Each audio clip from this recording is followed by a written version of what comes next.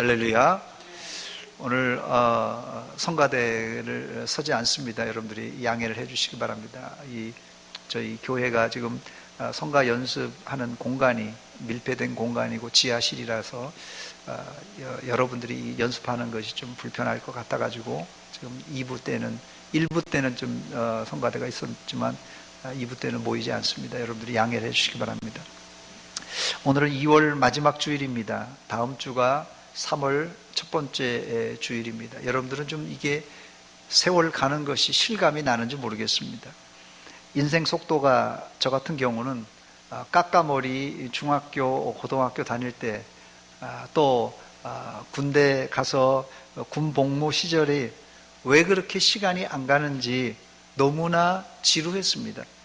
그래서 이런 말이 있지 않습니까? 20대는 인생의 속도가 20km로 가고 30대는 30km로 가지만은 40대, 50대를 넘어서서 60대, 70대가 되면 60km, 70km가 아니라 100km, 200km로 과속한다는 이야기가 있습니다. 나이 먹을수록 세월이 점점 빨라지는 느낌을 받는다는 뜻입니다. 올 우리 교회는 날마다 새로운 피조물이라는 표를 내걸고 여기까지 왔는데 벌써 다음 주가 3월 첫 번째 주일입니다. 이렇게 어영부영 하다가 2020년 연말이 곧 다가올까봐 염려됩니다. 또 과연 이렇게 살다가 주님 앞에 가도 되는지 고민이 많습니다. 주님이 심판대 앞에서 너는 이 땅에서 뭐 하다 왔느냐? 너는 이 땅에서 뭐 하다 왔느냐? 이렇게 물으신다면 여러분들은 주님 앞에 어떤 대답을 준비하고 있습니까? 그러나 제가 2020년 첫 주에 드린 말씀처럼 우리가 엄청난 일, 세상을 바꾸고 나라를 바꾸고 교회를 바꾸는 일을 못할지라도 허물과 죄로 죽었던 나를 살리신 하나님의 은혜에 감격하여서 날마다 새로운 피조물로 나를 조금씩 변화시키고 나를 통하여서 우리 가정이, 교회가, 사회가 아주 작지만은 작은 변화가 있다면 우리 인생도 나중에 잘했다 또 칭찬받을 수 있을 것입니다. 여러분들의 이 점진적인 변화로 가정과 교회와 사회에 선한 영향력을 끼치는 피조물들이 되시기를 주의 이름으로 축원합니다. 지난주에 이어 오늘도 새로운 피조물을 어떻게 살아야 할까 살펴보기를 원하는데, 지난주에 새로운 피조물은 어떻게 살아야 된다고요? 우리가 입고 있는 이 구습, 옛 구습을 죽이고 벗어 던져버리고 성령 안에서 새 옷을 입고 살라, 이렇게 말씀드렸습니다.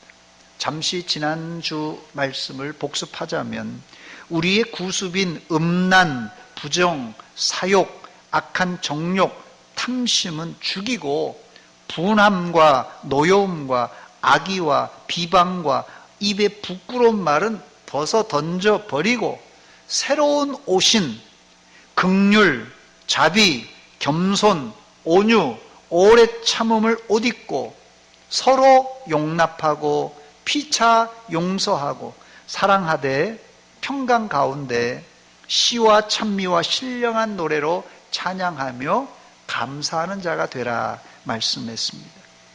그런데 옛사람의 습관이 한 번 설교 듣는 것으로, 한 번 행동하는 것으로 결코 이제 우리가 새로운 옷을 입기가 어렵습니다. 그러므로 이 성령의 도움 가운데서 피나는 노력과 결단을 통하여서 우리가 이제 구습을 벗고 새로운 피조물이 될 수 있습니다. 바울사도는 이런 부탁을 그렇게 하면서 구습을 벗어버리고 새 옷, 새 습관을 가지라, 이런 말씀을 하고 바로 오늘 본문으로 들어가는데, 남편과 아내의 관계, 부부 관계, 자녀와 부모, 이 부자지간의 관계, 또 종과 주인의 관계에 대해서 언급했어요. 즉, 새 사람이 된 새로운 피조물은 이 부부관계, 부자관계, 주종관계가 이 지혜롭고 원만한 사람을 의미합니다. 하나님과의 관계가 성공적인 사람이 인간관계도 원만한 사람입니다. 그러나 불행히도 현대교회 안에 자신은 하나님을 잘 믿는다고 자부하지만 인간관계는 빵점인 사람이 있어요.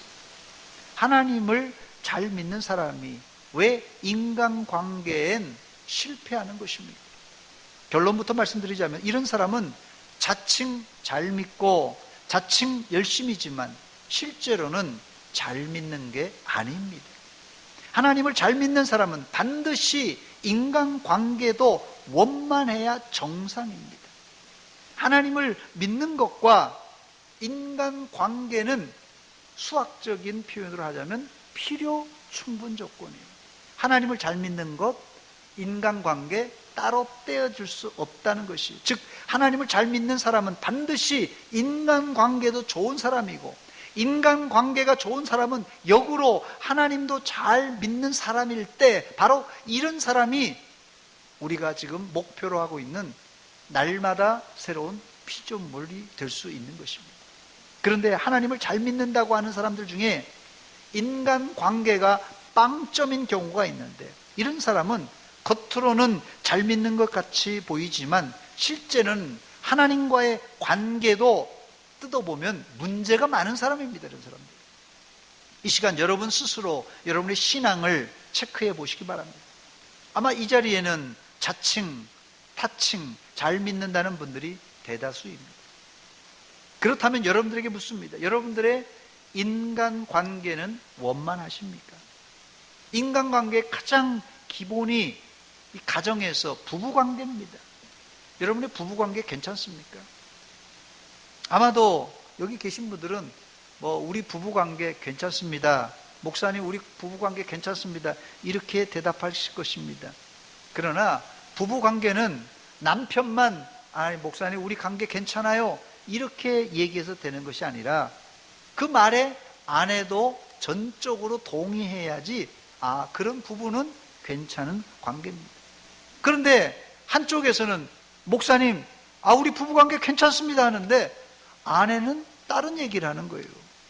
혹시 그렇지는 않냐는 것이에요. 부모는 나는 자식들과 아무 문제 없습니다. 내가 자식들을 위해서 정말 뼈 빠지게 돈 벌어오고 최선을 다했기 때문에 나와 자식들 관계 전혀 문제 없습니다. 이렇게 생각하는 부모님들이 있는데 이건 부모 생각이고 과연 자녀들도 그렇게 생각하느냐는 것이에요. 부모는 내가 해줄 거 다 해줬다고 생각하는데 이 자녀들에게 책임을 다한 것으로 모든 것을 다 했다 생각하지만 사실은 이게 문제예요. 이게 문제예요. 과연 자녀들도 그렇게 생각하느냐는 것이에요. 하나님과의 관계와 인간관계를 따로 떼어놓는 신앙은 절대 성장할 수 없습니다. 이 자리에는 10년, 20년 예수 믿는 분들이 많습니다. 10년, 20년, 30년 예수 믿는데도 내 신앙의 발전이 없고 또 기도를 하라고 하면 기도를 제대로 못하는 분들이 있습니다. 왜 이런 결과가 초래되는 것입니까? 이런 분들에게는 이유가 있는데 인간관계가 막혀 있어서 그런 것입니다. 이 인간관계에 막혀 있는 부분을 뚫어야지 신앙이 성장하고 성숙하는데 이 과정이 사실은 신앙생활의 ABC 기본입니다. 예수님께서 제자들에게 기도를 가르쳐 주실 때 우리가 우리에게 죄 지은 자를 사하여 준 것 같이 우리 죄를 사하여 주시옵고 이렇게 주기도문에서 가르쳐 주셨습니다. 교회 다니는 분들은 이 주님 가르쳐 주신 기도 다 암송하고 있습니다. 그러나 우리가 이 구절을 이제 기도할 때 그냥 암송으로 주르륵 그냥 암송하고 말지 그 깊은 의미는 간과하고 지나가는 것이 사실입니다. 우리가 이 기도문 중에 이 뒤에 부분, 우리 죄를 사해 주세요, 우리 죄를 사해 주세요, 이 기도는 열심히 하지만 정작 우리는 우리에게 죄 지은 자를 사하여 주지 않습니다. 왜 이런 현상이 벌어지는 것입니까? 용서를 못해서 그런 것입니다. 마태복음 18장 23절로 35절은 예수님께서 천국을 종들과 결산하는 임금으로 묘사했어요. 천국이란 주인이 종들과 결산하는 것이다, 이렇게 표현했어요. 거기 18장 23절에 보니까 그러므로 천국은 그 종들과 결산하려 하던 어떤 임금과 같다, 이렇게 말했어요. 이 비유에서 1만 달란트 빚진 자가 나오는데 1만 달란트 빚진 자가 갚을 것이 없을 때, 지금 1만 달란트를 우리 지금 돈으로 환산하자면 뭐 억대, 100억대 정도가 아니라 이거 뭐 천문학적인 숫자의 돈입니다. 1만 달란트는.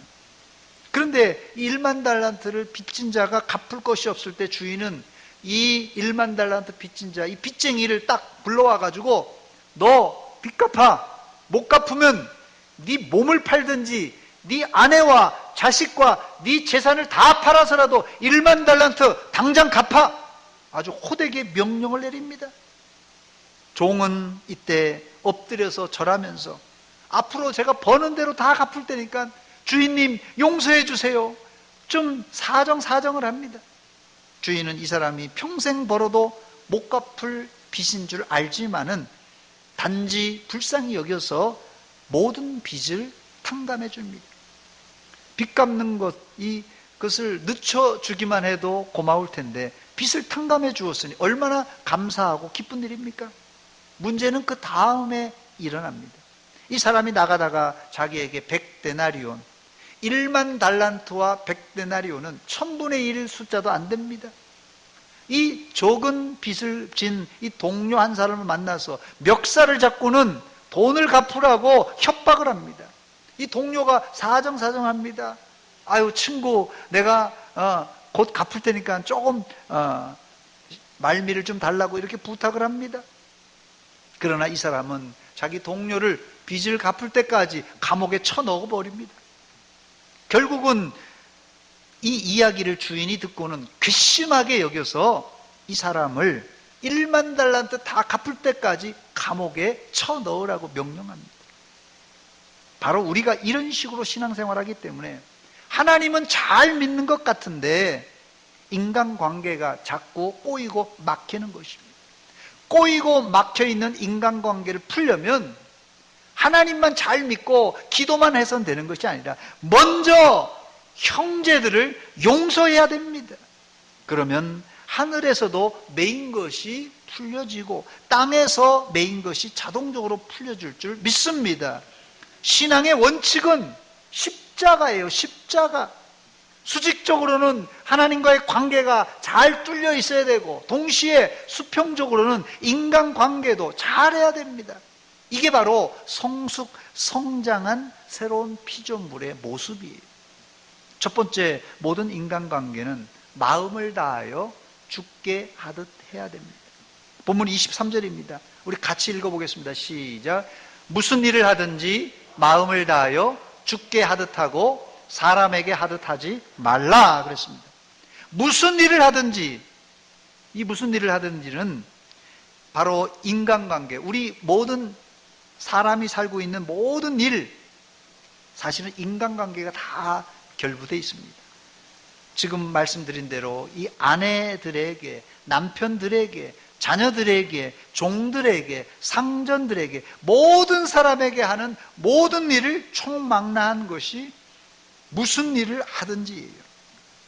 어떤 일, 어떤 사람을 만나든지 마음을 다하여 사람에게 하듯 하지 말고 누구에게요? 죽게 하듯 하라는 것이 주님의 명령입니다. 예전엔 아내와 남편 관계는 거의 주종관계, 그래서 남존여비라는 사상이 강했습니다. 우리 조선시대에는. 요즘 말로 하자면 이 갑을관계예요. 갑을관계. 또 부모와 자녀의 관계와 이 주인과 종의 관계 역시 갑을관계였습니다. 고대 사회는 남편이 아내에게 함부로 대하고 심지어 자신의 재물처럼 대우해도 항거할 수가 없었습니다. 말 그대로 갑질해도 대꾸를 못하던 시대가 있었습니다. 종이나 자녀가 주인과 부모님께 죽게 하듯 하라 하면 누구나 수긍하고 또 그렇게 해야만 합니다. 그러나 남편이 아내에게, 부모가 자녀에게, 심지어는 주인이 종에게 죽게 하듯 하라는 말은 어울리지 않는 말입니다. 그러나 성경은 무슨 일을 하든지 마음을 다하여 죽게 하듯 하라 이렇게 명령하십니다. 첫 번째, 부부관계는 서로 죽게 하듯 해야 합니다.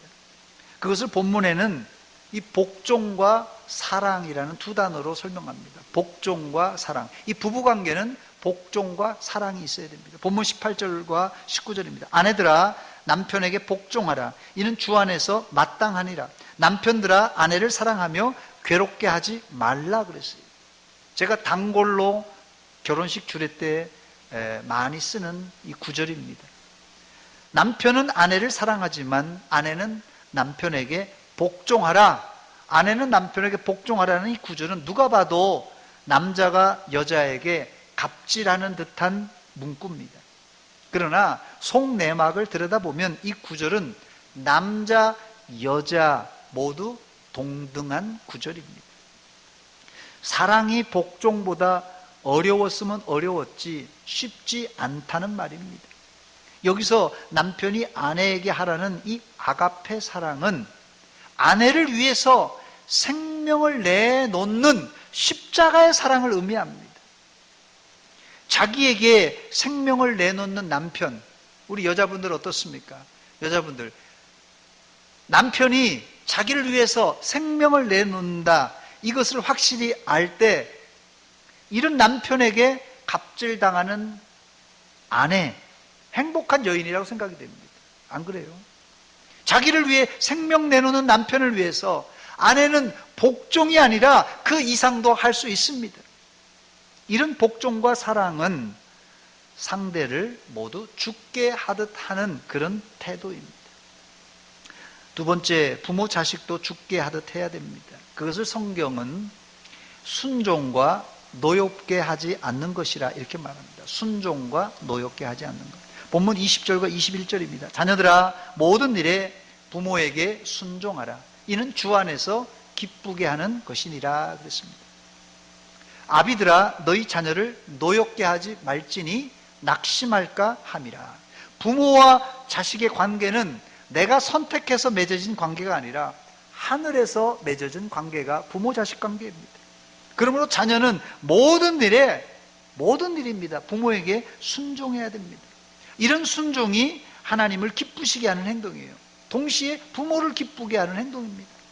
즉 자녀들은 부모를 대할 때 부모님이 아니라 누구 대하듯이요? 예수님 대하듯이, 주께 대하듯이 순종해야 됩니다.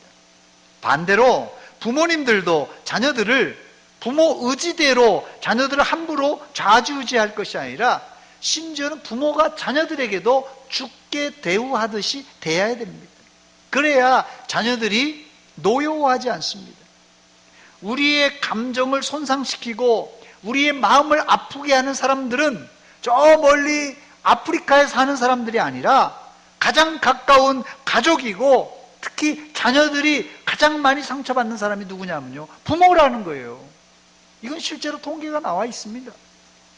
자녀들이 가장 많이 상처받은 게 아프리카 사람이 아니라 바로 가족이고 부모라는 사실입니다.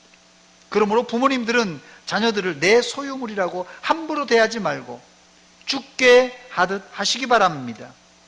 세 번째, 종과 주인의 관계도 상호 죽게 하듯 해야 됩니다.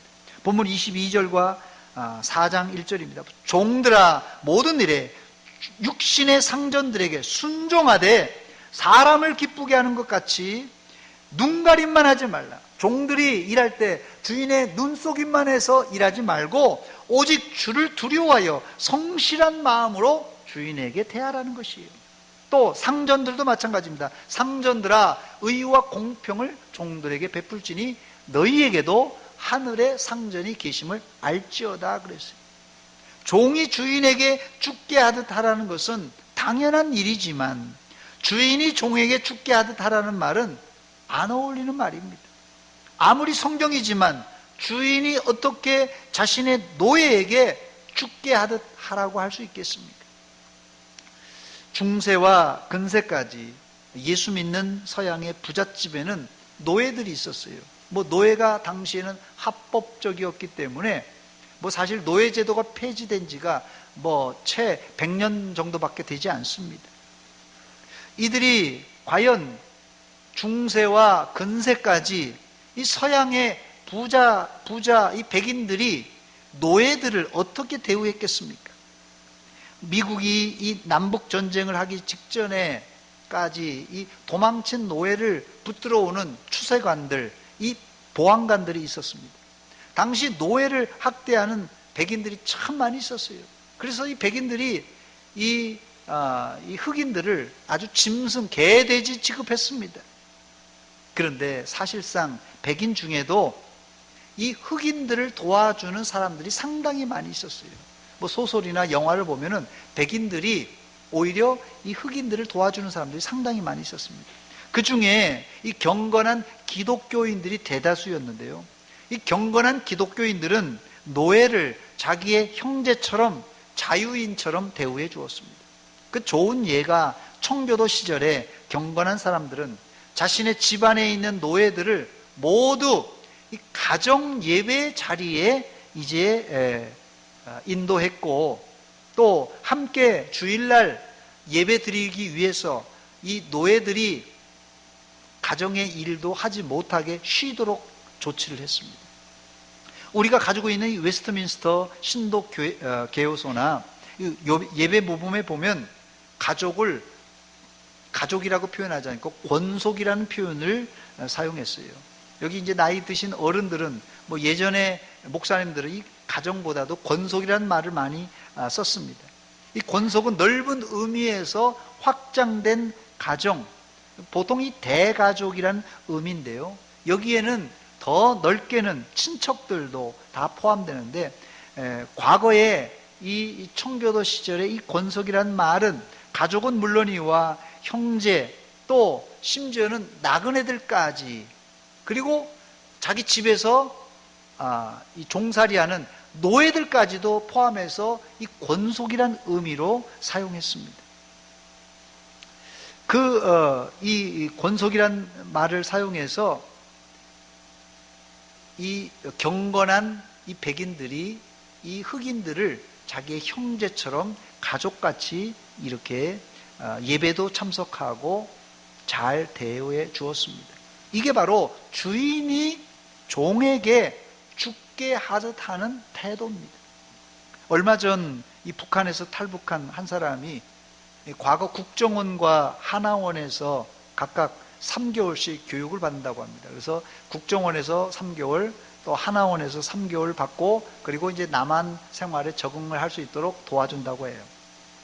그런데 거기서 나온 이 탈북자들 중에 이 유튜브에다가 남한에 와서 깜짝 놀란 것 5가지 하면서 유튜브에 올렸더라고요. 제가 그래서 유튜브를 본 적이 있는데, 거기서 여러 가지 이 탈북한 사람들이 신기한 게 많았겠지 않습니까? 그런데 국정원과 하나원에서 놀란 것을 그렇게 써놨는데, 뭐라고 그랬냐면요, 그 중에 놀란 것이 많지만 그 중에 놀란 것이 국정원과 하나원의 선생님들이 교육생들에게 존댓말을 해서 깜짝 놀랐다는 것이에요. 이 북한의 경우에는 교육자는 피교육자들에게 명령하고 반말하는 것이 일상인데, 이 국정원과 하나원에서 가르치는 선생님들이 50대, 60대 어른들인데, 자기는 지금 20살인데 자기에게 꼬박꼬박 교육하면서 존댓말을 쓰더랍니다. 처음에는 너무 그냥 이상해서 거부 반응이 있었는데, 나중에는 그게 좀 이해가 되었다는 이야기입니다. 이게 바로 그래서 이 탈북한 그 사람이 대한민국에 와서 참 대한민국 민주주의 사회가 이렇게 사람들을 다 존중하는 사회구나 하는 것을 깨달았다는 말입니다. 이게 바로 죽게 하듯 하는 사상입니다. 사람의 인격을 알아보려면 우리가 가만히 있으면 그 사람이 인격적으로 어떤 사람인지 잘 모릅니다. 그런데 아랫사람을 어떻게 대우하느냐를 보면 알 수 있어요. 특히 요즘 같으면 식당 종업원들을 식당에 가서 어떻게 대우하는가 보면은 그 사람의 인격을 알 수 있습니다. 우리 사회가 많이 좋아졌지만 그래도 우리 사회 안에도 아직 갑질 문화가 남아 있습니다. 이런 문화는 죽게 하듯 하라는 성경의 사상과 정면으로 배치되는 사상입니다. 문제는 교회 안에서도 세상의 갑질 문화가 존재한다는 말입니다. 교회 안에 목사를 비롯한 모든 중직자들은 섬기는 사람입니다. 권력을 휘두르는 존재가 아닙니다. 목사는. 예수님은 서로 크다고 싸우는 제자들에게 크고자 하는 자는 섬기는 자가 되고 으뜸이 되고자 하는 자는 모든 사람의 종이 되어야 한다고 말씀하셨어요. 마가복음 10장 42절로 45절입니다. 예수께서 불러다가 이르시되 이방인의 집권자들이 그들을 임의로 주관하고 그 고관들이 그들에게 권세를 부르는 줄을 너희가 알거니와 너희 중에는 그렇지 않을지니 너희 중에 누구든지 크고자 하는 자는 너희를 섬기는 자가 되고 너희 중에 누구든지 으뜸이 되고자 하는 자는 모든 사람의 종이 되어야 하리라. 인자가 온 것은 같이 읽습니다. 섬기로 시작. 섬김을 받으려 함이 아니라 도리어 섬기려 하고 자기 목숨을 많은 사람의 대속물로 주려 함이라. 아멘. 여기 예수님께서 지적한 것은 세상의 집권자들은 임의로 사람들을 대우한다고 그랬어요. 이게 무슨 말입니까? 세상의 권력자들은 자기 멋대로 권력을 남용하고 갑질한다는 것이에요. 그러나 너희는 그래서는 안 된다는 말이에요. 그렇다면 어떻게 하라고요? 크고자 하는 자는 섬기는 자가 되고 으뜸이 되고자 하는 자는 다른 사람의 종이 되라는 말씀입니다.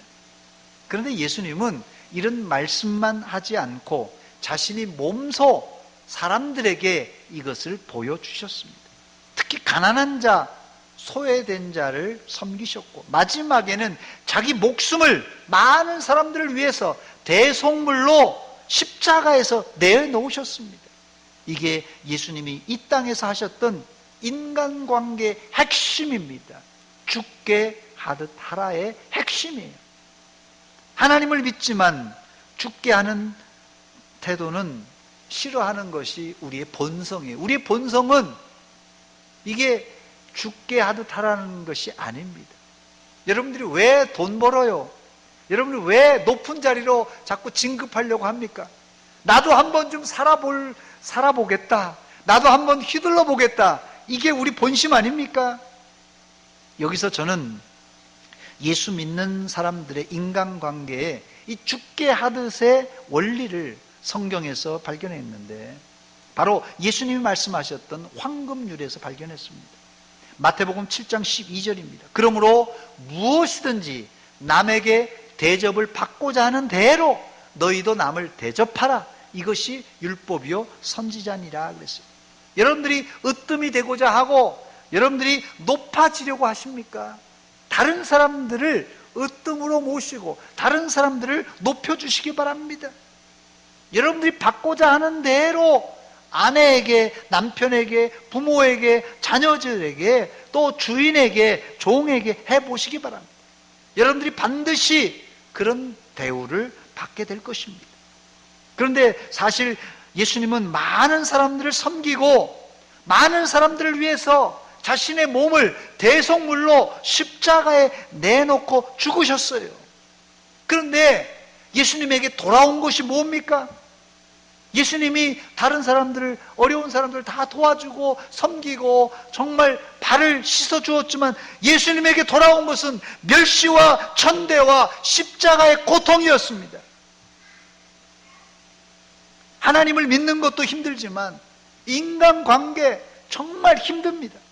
어떨 때는 여기 있는 목사도 그냥 담임 목사니까 당회장이니까 갑질을 한번 해볼까, 어떨 때는 큰 소리라도 한번 쳐볼까 하지만 그러나 주님이 가신 길은 갑질하는 길이 아니라 십자가의 길, 멸시천대 고통의 길이었습니다. 여러분들도 힘들고 어려워도 내 몫에 태인 십자가 지고 말없이 묵묵히 걸어가는 날마다 새로운 피조물이 되시기를 주의 이름으로 축원합니다. 이제 말씀을 마칩니다. 오늘 설교 제목이 인간관계의 원칙인 죽게 하듯 하라, 죽게 하듯 하라는 말씀. 이 말씀은 때로는 어쩌면 우리의 비위를 상하게 하고 배알이 꼴리게 만드는 말인지 모릅니다. 그러나 우리가 주님 나라 갈 때까지 끝까지 참고 해야 하는 일입니다. 예수님은 끝까지 참고 골고다 언덕까지 가셨고 거기서 십자가에 매달려 많은 사람들을 위해서 자신의 몸을 대속물로 주셨습니다. 날마다 새로운 피조물은 거저되는 것이 아니에요. 이런 십자가의 고난을 극복하고 멸시와 천대를 받아야 하지만이 우리가 이 날마다 새로운 피조물로 이제 거듭날 수 있다는 말입니다. 여러분의 마음에, 여러분의 비위에 안 맞는 사람이 있을지라도 그 사람이 누가 되었든지, 심지어 나보다 못하고 나보다 나이가 어릴지라도 죽게 하듯 대하심으로 아내와 남편이 서로 존경하고 사랑하고 부모 자식이 효도하고 사랑하며 사업주와 노동자들이 서로 존중하는 관계를 이루어서 여러분들이 들어가는 공동체엔 거기에 혹시 불평과 원망이 있을지라도 내가 그들을 위해서 희생하고 섬김으로 대속물로 주는 이 헌신을 통하여서 사람들 간에 그 공동체 안에 평화가 깃드시기를 주의 이름으로 축원합니다. 우리 교회가 국정원보다는 나아야 되지 않겠어요? 우리 교회가 하나원보다 나아야 되지 않겠습니까?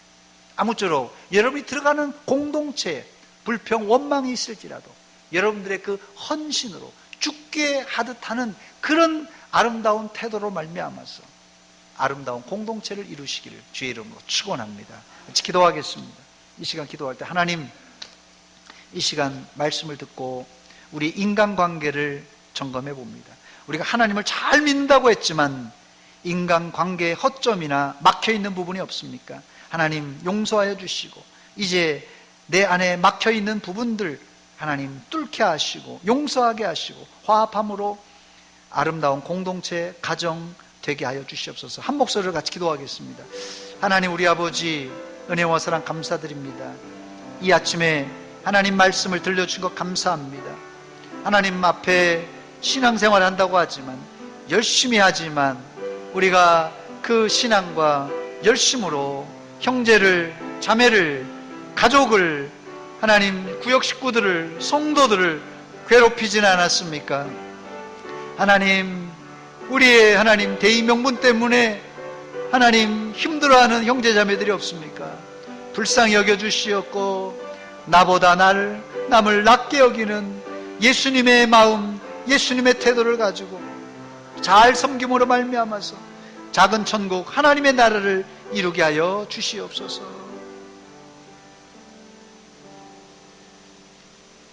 하나님 우리 아버지 은혜와 사랑 감사드립니다.